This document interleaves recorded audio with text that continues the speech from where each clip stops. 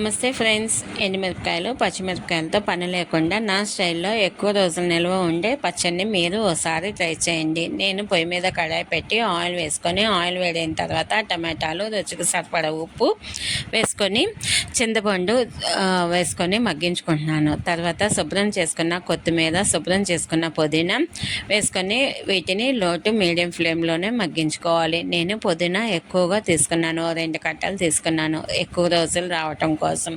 ఈ పచ్చడిని మనం ఫ్రిడ్జ్లో పెట్టకపోయినా సరే 20-25 రోజుల వరకు నిల్వ ఉంటుంది. ఎందుకంటే దీన్ని ఎక్కువగా నూనెలోనే ఎక్కువసేపు లో ఫ్లేమ్లోనే మగ్గిస్తున్నాం కాబట్టి. ఈ పచ్చడి మగ్గి ఆయిల్ పైకి తేలిన తర్వాత ధనియాలు, జీలకర్ర, వెల్లుల్లి, కొద్దిగా మెంతులు వేసుకోవాలి. అదేవిధంగా కొద్దిగా పసుపు, మనం తినే రుచికి సరిపడట్టుగా కారం వేసుకోవాలి. నేనైతే 2 స్పూన్స్ వేసుకున్నాను. వీటిని లో ఫ్లేమ్లోనే గరిటెతో తిప్పి మగ్గించుకోవాలి.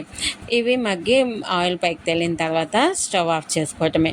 వీటిని చల్లారనివ్వాలి. చల్లారిన వాటిని మిక్సీ పట్టుకొని కావలిస్తే తాలింపు దినుసులు వేసుకొని తాలింపు పెట్టుకోవచ్చు. నేనైతే ఒట్టి జీలకర్ర మాత్రమే వేసి ఈ పచ్చడిని వేసుకొని గరిటెతో తిప్పుతూ మళ్ళీ లో ఫ్లేమ్లోనే మగ్గించుకుంటూ ఉంటున్నాను. అదేవిధంగా ఎక్కువ టేస్ట్గా ఉండటం కోసం, ఎక్కువ రోజులు రావటం కోసం నెయ్యి కూడా ఈ పచ్చడిలో వేసుకొని, నెయ్యి అంతా పచ్చడి మొత్తం పట్టే విధంగా 2-3 సార్లు గరిటెతో తిప్పుకొని స్టవ్ ఆఫ్ చేసుకోవటమే.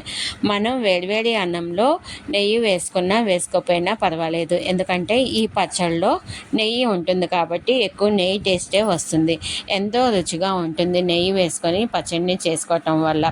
మీరు కూడా నేను చేసిన పచ్చడి ఒకసారి ట్రై చేయండి. మీకు నచ్చింది అనుకుంటున్నాను. ప్లీజ్ లైక్ చేయండి, షేర్ చేయండి, సబ్స్క్రైబ్ చేయండి. మీ సపోర్ట్ నాకు ఎంతగానో ముఖ్యం. నేను చేసిన ఈ పచ్చడి మీకు నచ్చితే మీరు ఒకసారి ట్రై చేసి